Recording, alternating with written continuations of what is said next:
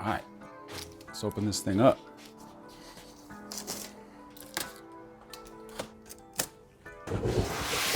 Ooh-yah. Definitely got some weight to it. The packaging is pretty thorough. I will give them that. Dang. They give you a bunch of stuff. All right, so this was inside. This looks like some type of end caps or something at the end. Kind of a finishing piece, so whatever there, but all this in this box. So these brackets, which I think are pretty standard for most of these tonneau cover bed or tonneau bed covers. Zip ties, tools, which, my gosh, I hate these little hand Allen wrenches or Allen keys, however you refer to them. They're just so tedious. I bought some of these guys, and this has probably been one of my favorite purchases for around the house stuff. If you ever put together furniture or anything of the like, you probably have just a drawer full of these guys. This is this just goes on, and it's a 3/8 socket, so I'm using it on my impact, but essentially, it being on a 3/8 socket, you can use your socket wrench or, you know, whatever application works good for you, but oh, much nicer than turning these by hand. Anyways, back to the box. Wiring harness here.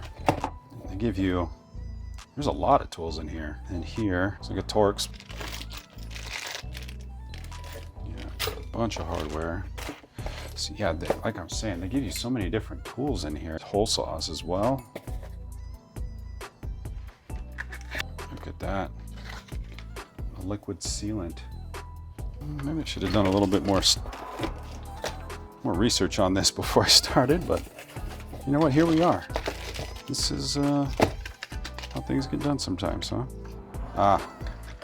Remote control, which would make a lot of sense. Looks like it comes with a couple of these guys. Now I have also seen on their product posting on, I believe it was on Amazon, there was a video that showed that you can actually rig this thing up to operate based off of your Ford key fob. I haven't decided if that's the route I'm going to go. There is obviously some additional steps you have to do and tap into some existing wiring. However, I don't know if that's something I'm wanting to do. Also got this lubricate oil, but yeah, they provide you with an extensive amount of stuff. I've never done this in-depth of a tonneau cover. Honestly, I've only ever had the soft ones, so I just had always done the soft ones, and the soft ones worked well for me, but this guy here caught my eye. Bestwyll, shout out to them for sending me this one out to review. It's gotten a lot of good reviews from F150 owners. I've actually seen it pretty popular in the Lightning community as well, the Ford Lightning community.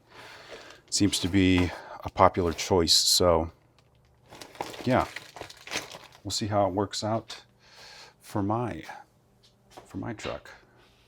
All right, guys, coming at you from the future here. Wanted to intervene with a quick clip discussing that you might notice some mistakes or things that could have been handled differently. Generally, I think that's a good thing to keep in because, one, I think it's authentic. Two, one of the things that I like to do with the channel as I post these videos is hopefully try to encourage some people to take some initiative on their own and just kind of DIY some stuff.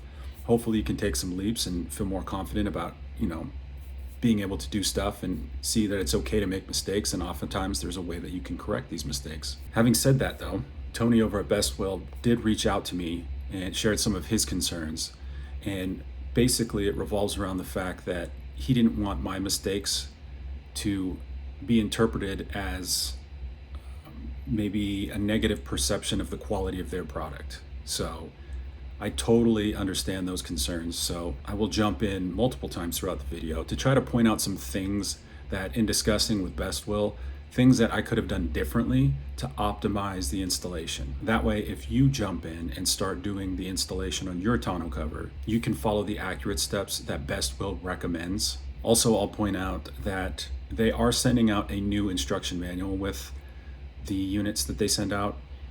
I didn't receive that one yet, so I think the new manual will help correct some of the errors I made along the way. And additionally, I am installing the electric tonneau cover, where I know that some of the directions might be slightly different if you choose the manual retractable cover. So something to keep in mind there. Step 1 complete. Moving to step 2, which looks like we need to remove the original brackets.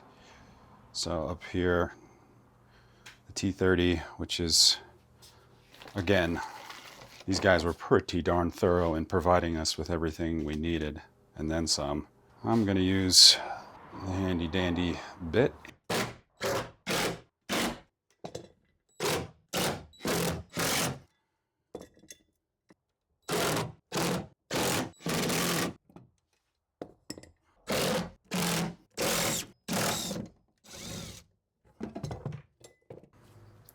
All right, step 3, a drainage. It's telling you basically we can either remove that and just run the drainage tube directly through that opening, although they do provide you a little bit more of an aesthetic solution here, which would have to do with the hole saws they provided. Here's the, I believe this is the right ones. So what you could do, as opposed to just taking the cap off and then running the tube through there, if you drill a tube-sized hole using the hole saw over that cap and then use these to kind of seal it up, then you get a little bit more of an aesthetic solution. So that's cool that they provide you that, as opposed to just running it through and making it, you know, look a little obvious that it's aftermarket, as opposed to this is a little bit more clean and finish. So here's the caps here, and here, that we're going to remove and then use the 28 mil, drill in the hole.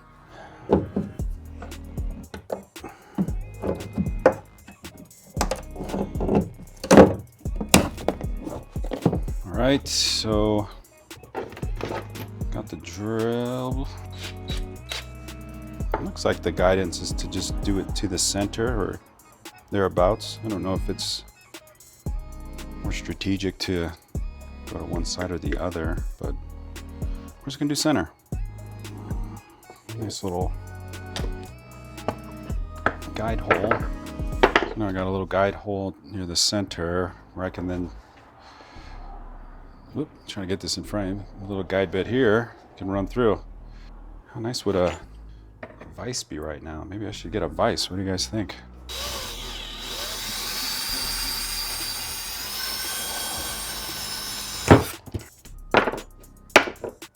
It should clean up nice once I put the nice little rubber seal over it. There's that one.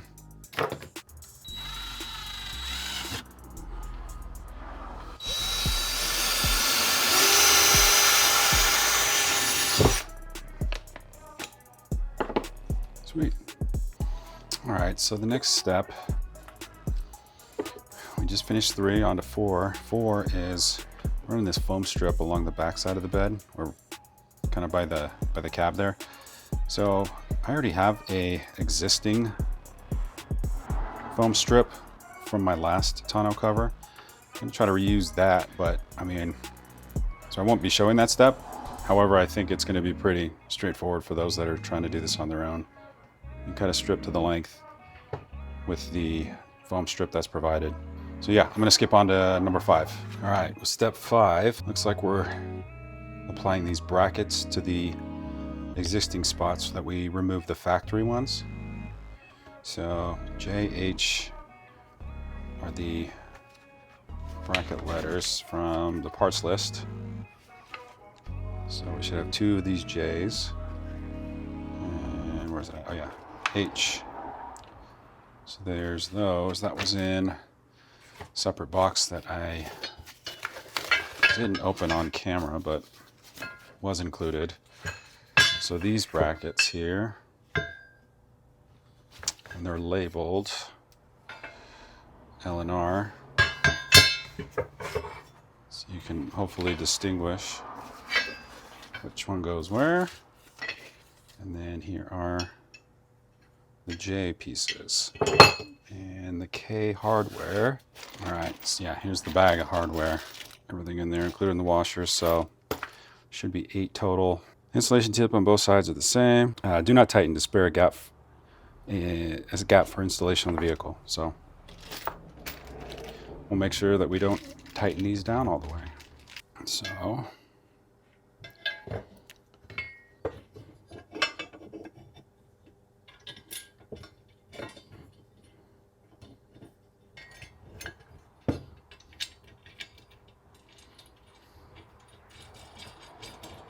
all right, so we did step 5. Got these together. Jump into 6. So it's basically installing these in the rear, which is the positions closest to the cab. So remember, L is going to be driver's side. So I'm going to put this on the driver's side. I'm going to use the original Torx bolts that came with the truck. Use those to mount it from the bracket position that I took off the stock ones. And then this guy, looks like there's a lip of some sort that we're going to kind of sandwich these guys between, and then tighten up the bolts that it came with.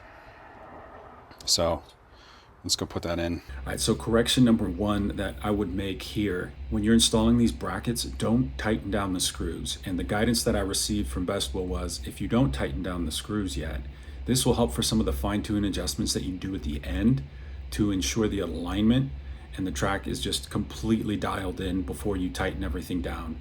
So if you tighten down the brackets and then install the side rails, it could affect how parallel the rails are, which in turn can affect one, the retractable motion of the whole cover. Also, it can affect the alignment as far as it reaching all the way to the tailgate. So it might be a little bit shorter than you anticipated, so there might be a small gap between the tailgate and the end of the cover.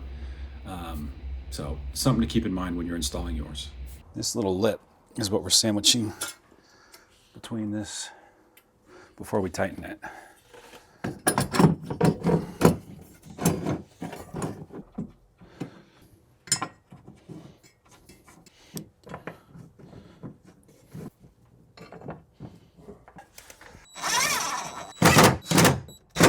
Those guys are in. Okay, off to the other side.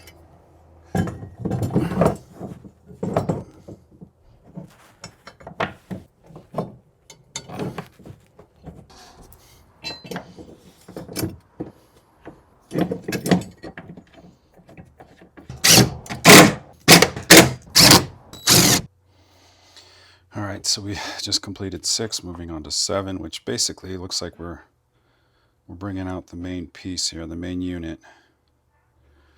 Recommends we leave the foam block on there during assembly to avoid scratching. And just to kind of preview step 8, looks like we're attaching the side pieces. And hopefully, to save somebody from some heartache, step 7. Make sure not to miss this. Pull out 4 aluminum bars. If you miss this step and get to, say, I don't know, step 26, you're going to have a difficult time trying to remove 4 bars, because once you slide these guys in the next step, it basically covers up the track where you can no longer pull that out. So make sure you do this. Obviously the graphic is pretty telling as well. But yeah, make sure you do that, because then you'll have to reverse and do a bunch of steps over again like I did. Anyway. I did catch this, obviously, later on down the road. Once you get to a certain step, the cover is just not going to work. To help you avoid it, I did put this in the video that you should pull out some of the cover. I think it states 4 panels and then instructions. So, here's a clip of how Bestwyll recommends you do this. Do it at this step. I want to point this out because a lot of the subsequent steps that I did in the recording, I actually forgot to do that. So you might notice that it is fully retracted. It's completely spooled up and rolled up. But note, from this point on, it should be pulled out slightly. All right. So I got this one on. Now that I kind of know what the heck I'm doing. So this guy right here is what we're trying to slide in right here. So the directions do give some guidance on having this somewhat flat, and then they say 10 degrees, which is pretty good guidance. All right, so we did step 9 and 10. Aligning up those side pieces, clicking them in. That's what I was just showing you, where the rail slides into that little block, that T-block thing there. Anyway, I was trying to find out where these are. If you look, there is a small diagram up here in the corner for 11, trying to help you identify where these locations are that you're going to have to put in these bolts. So it's actually on the underside, and I just set this down because I had the rail sticking out the sides. I had it on my tailgate, but obviously the weight was a little goofy with the rails on there, so it was tilting forward off the tailgate. So I just put it down. Come to find out, the next step, I need to get on the underside. So the holes that they're referring to are on the underside of this piece. All right, so on the underside,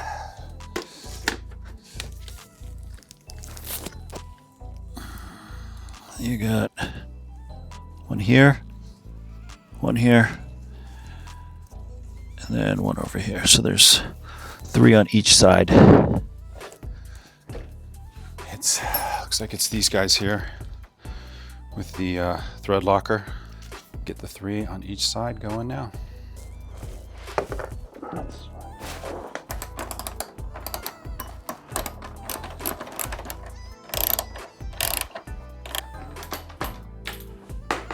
One side down. Okay. All right. Completed 11 onto 12. M2 we're putting on top. That's the top of the cover exactly to the canister. Align the top of the cover with the holes on sidebar. All right, so I just did 12. It looks like there's a little extension of the rubber pieces here that kind of, I didn't remove it quite yet. Looks like now once we have the holes lined up, we're gonna apply the hardware to secure this. These guys, yeah, see, you put the bolt through that guy, or the screw through that guy, I should say, and then there's a cover on it just to give it more of an aesthetic look. It helps protect the hardware a little bit, even though it is coated. And all right, let's put those in. So as you can see, I'm putting them in just like that, and then here's the idea. These cover it. Pretty straightforward. 3 on each side. I'm just using the screwdriver that it came with. It's gonna stand out, but not super noticeable. But the arrow's facing the same direction. Everything's uniform. All right, so step 14. It's got us putting little rubber covers right here, kind of blocking this channel. So in with those ring rubber seals that were for the tubing. There was also these guys, and there's a note here that says the narrower portion of the fitting D should be oriented downward. So there, you can kind of see it on the camera there. You see that little raised section where it narrows. It's different on the one side versus the other side, so we want to make sure that side's facing downward when we go put it in. Like a glove. There we go. All right, so on to 15. Installing the drain tube. So on image says E. Looks like there's a hose clamp. Thought I saw those. Yeah, here we go. So we got those, and yeah, we'll use the larger ones for that. It looks like it's on the underside. You can see here, I'm looking at the back. the bottom. There's that one on that side. So here we got the clamp on.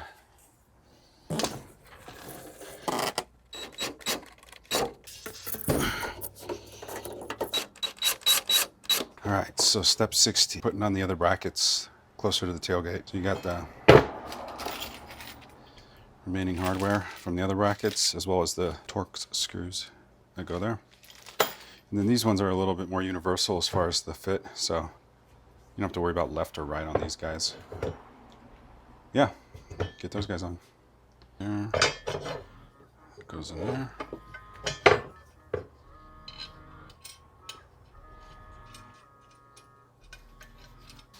Oh, that's one. Let's do the other one.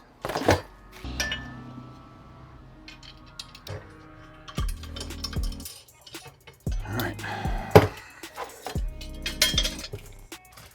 And then here, just like we stated with the other brackets, we don't want to tighten everything down. You can finger tight things here, but you want to keep it loose. That way you can do some of the fine-tune adjustments like we mentioned with the other brackets. That way you can do that at the end. Once that's all dialed in, then you tighten everything down and it should just be perfect.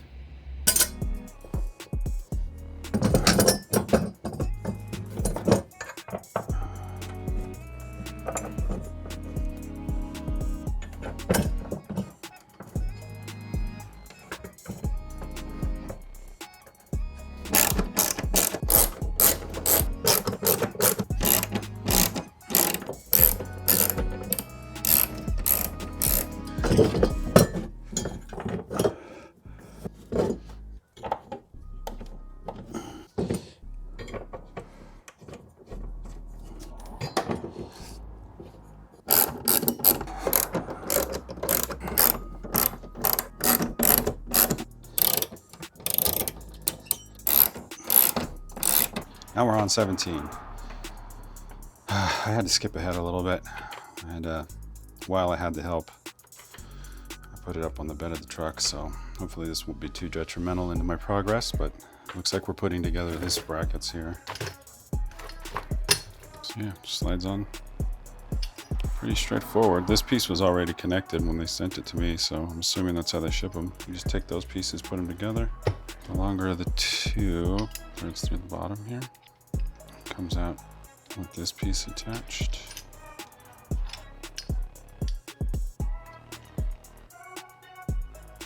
So something, I mean, this one's shorter, the one with the washers on it. So something like that, I guess. It says not to tighten again, so I'll make sure we don't tighten it quite yet. I'll do the same on this one.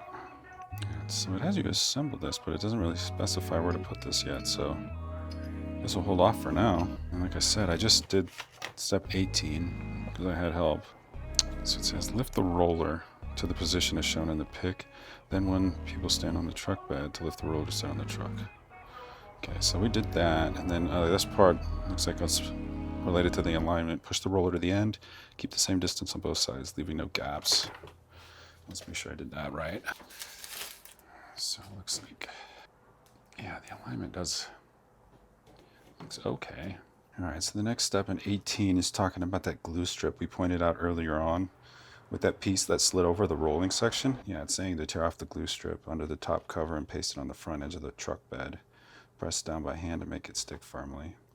Rubber needs to be pressed between the slide rail and the truck bed frame for better waterproofing. So let's go do that up at the front.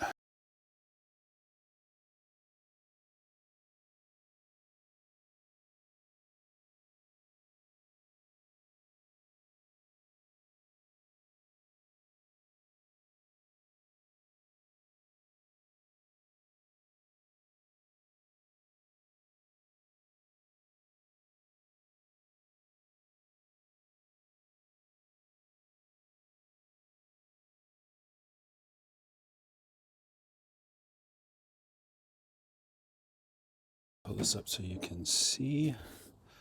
It looks like the 3M runs the length of this rubber strip. You can kind of see the red there.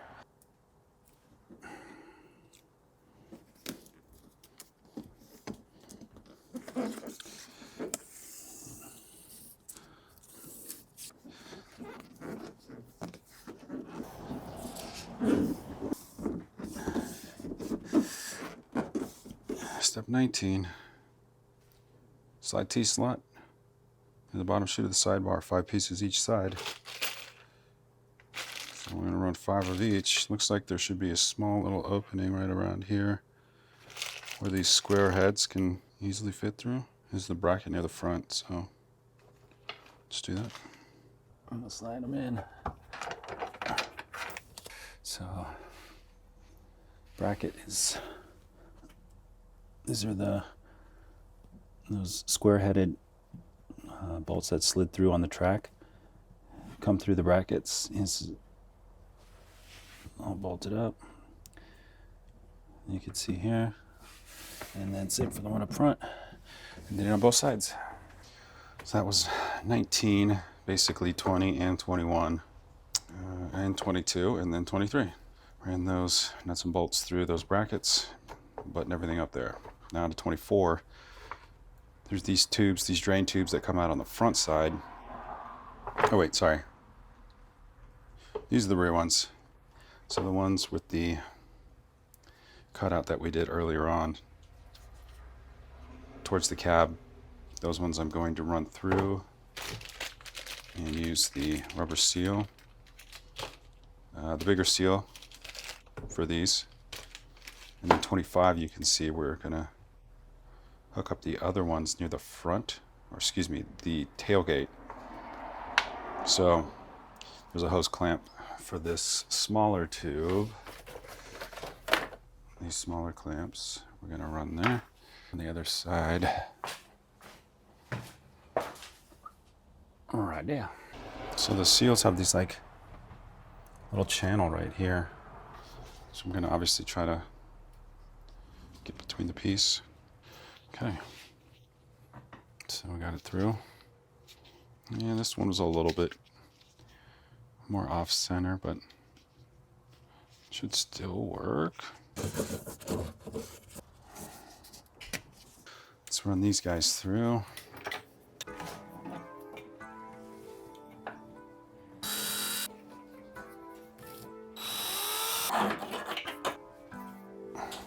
New day. I'm gonna start doing the electrical hookup on this stuff. So it's pretty windy today. I got my Boya mic with the wind noise piece on. I guess the AKA dead mouse. Hopefully that helps with some of the wind noise. It's pretty windy where I'm at right now. With the wiring, there's over a couple things. Gray power cable, yellow cable for connecting the original factory key signal. I don't know if I'm gonna set that up, at least not quite yet. Like I said in the beginning, that they do provide you with 2 separate key fobs that you can operate this, as well as I do intend to set this one up, which will be very useful. The interior button switch, which would probably alleviate most need for me to carry a separate key fob. It's rare that I can think of a scenario where I wouldn't need to access the interior of the cab to load it. I know there's convenience as far as loading, walking up to the truck, just being able to hit the fob, but carrying a second fob just sounds like not the ideal. But anyways, at least that option is available. I'm not gonna set it up quite yet. And I did see that Bestwyll does have a nice little instructional video on how to do this. There's some interior paneling by the B pillar on the driver's side that you remove and basically tap in, which provides you with a nice little T-tap here. So yeah, I just don't know if I'm up to tampering with that at this time. But anyways, we are going to do this one. Routing the cable. It looks like some of this tubing here to kind of shield the wiring harness. So as we run it along the underside of the car, and you can see here, keep away from heat source. So it's a good indicator to stay away from the exhaust. But yeah, so we're going to run this. It even gives us that little hint that we do need to run it through the drain tube. So that same hole near the tailgate, I'll show you that same one, because obviously the drain tube just runs out, drains the water out to the bottom under the bed. This should give us a nice clear path where we can run using that same exit and then run the length of the car, and then yeah, hook up the positive and negative. In the driver's footwell right by the brake pedal, there's a nice easy access which we will be able to use and then get this thing installed and hooked up too. All right, so here in the footwell access right here, this give me access to the engine bay so I can route that wiring for the button, for the interior button. Should be able to access it, route it in through here. And like I mentioned before, they do provide you a nice fitting hole saw, which should accommodate this pretty much exactly. So let's go take a look. All right, real quick. I'm opting out of keeping the covers. And the reason is I can't get this tube as well as the wiring that I'm fishing up through to come through comfortably here. I'm doing that, at least for now, unless I want to some other modifications, potentially altering the drain tube a little bit, but for now, that's what we're going to ditch. And in regards to this cover that I removed, I mentioned this earlier on where the set of instructions that I had might have been more relevant in the manual retractable as opposed to the electric retractable, because there's no wiring. There's no extra wiring harnesses that are going to have to be ran through this this drainage hole here. The guidance and the instructions for the interior button suggest putting it over here, like around this area, or at least that's what they have pictured. It also states in there that this is not a waterproof setup. Not to say that all of these are, but anyways, I don't have like the wind deflectors or the anything that's going to help prevent water from getting in. And I don't know, I also think just aesthetically, I think I would like it up here. So I'm going to do a placement up here, pulling off the lower dash section. It's just basically just pulling it off. You're just unclipping it. So I didn't have to unscrew anything to get to this. But you can see the backside.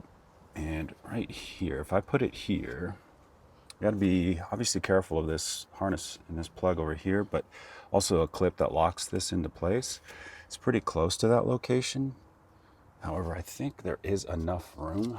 I think it would look decent here. It'll slightly be shielded from this vent that kind of sticks out a bit, as well as hope to avoid some of that inadvertent operation. Like it actually even mentions in the directions saying that, you know, avoid hitting it with your knee or to prevent inadvertent openings or closings of the tonneau cover. Place it however you'd like, depending on, I guess, how much slack you have in the wire. But yeah, I think I have enough to get it up to here. So I'm going to try to go up here. I like that placement. All right, drilled in the hole, set up the button, plugged it in. I haven't buttoned up everything yet because I want to make sure everything works. So I'm going to try that out first and then see about getting everything buttoned up.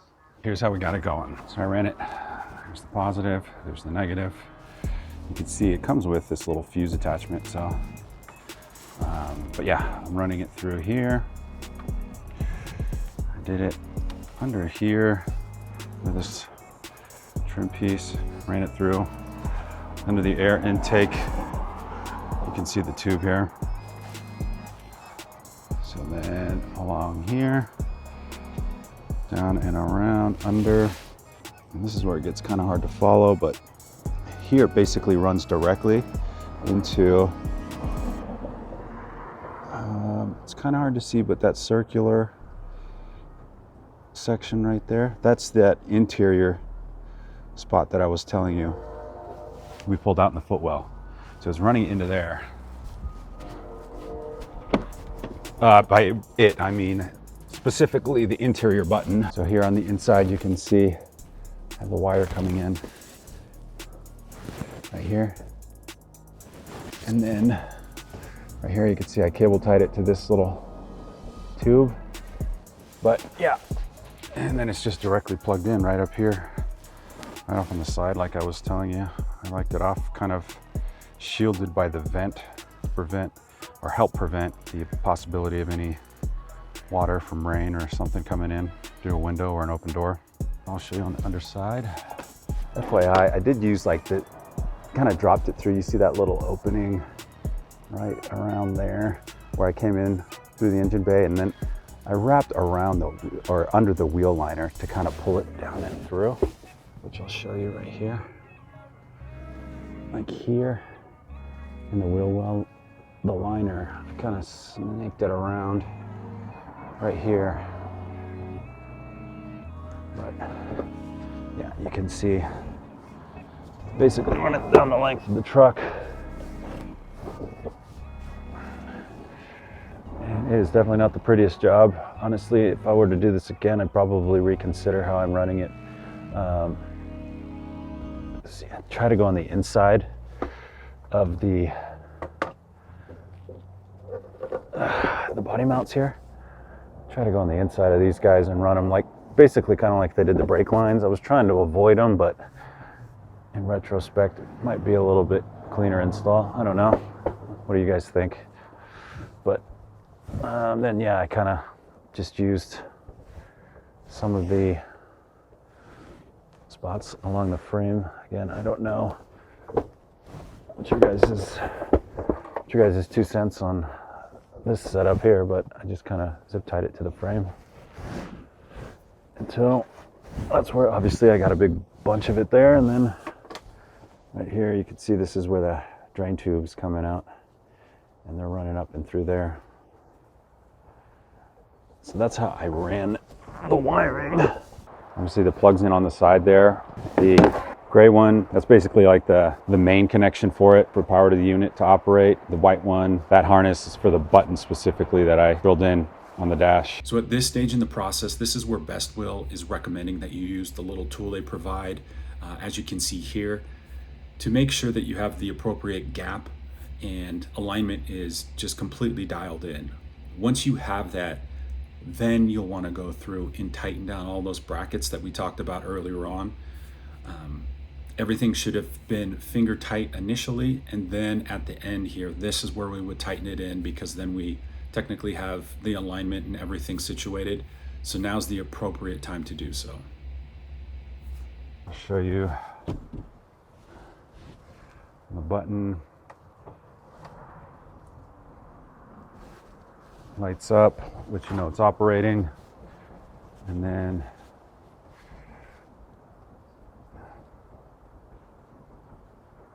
obviously closed. Something, there you go, lights up, which you know it's operating. There it goes as it closes. Something I'm going to ask Bestwyll about is this here, if I can adjust this extra slack, that's these kind of extra panels, if it can be fine-tune adjusted. Because now, yeah, just, I don't know, just be more of a quality fit finish. If I can get this basically lined up to that, that would be a nice cleaner look, and I would be losing a little bit less room, but not much. I knew I was going to lose some space by switching to this, but see the LED that illuminates on the unit when in operation, which is kind of nice. All kinds of light going on back here now. Yeah, let me see about the fob. I don't know if I have the button cell batteries to operate it. So it would appear that the fobs they provide you with actually have batteries. So here is, I'm gonna do the light on and off first. So you can see light on, light off. You get a little light indicator at the top of the fob.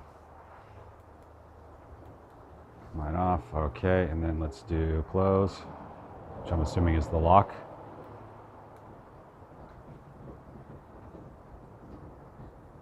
You can see it's closing.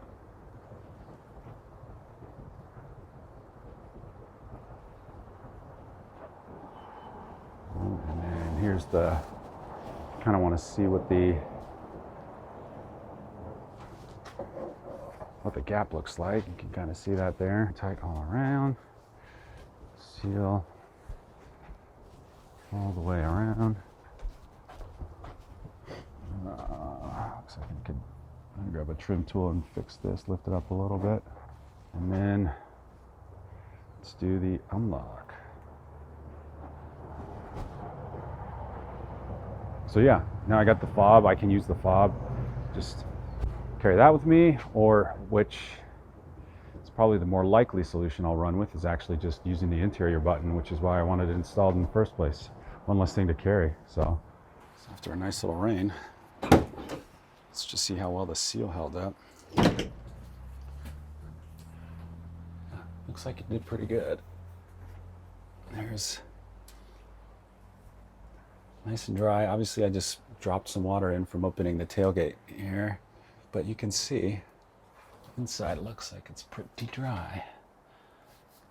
So yeah, And I'll drop a link down in the description that has the manufacturer guided installation tips. It's the updated installation guidance to make sure that you get the absolute best fitment possible. All right guys, so overall, I'm pretty happy with the tonneau cover. I mean, the soft cover was super easy functionally. This one, it just takes it to the next level as far as that added level of security. I had this just thought in the back of my mind with the soft one that somebody could just come through with like a, sharp edge or just poke a hole in there with a key even maybe and just rip open the back cover if I ever had anything in there that I just tried to keep secure. So, and then obviously the ease of the functionality, just push of a button. I don't really have to, crawl in the back, roll anything up, none of that stuff. Not that it was super difficult, just again, convenience. So it's I'd say obviously a very kind of luxurious feature, especially for a truck, but super convenient, super nice. I think the quality and the fit and the finish is great. Obviously I just had put it in, so time will tell the durability aspect of it, but of course I'll let you guys know. For this Bestwyll tonneau cover specifically, I'll leave a link down below if you guys want to pick one up for yourselves. Hit me up in the comments if you have any questions about my install, and yeah, I'll see you guys in the next video.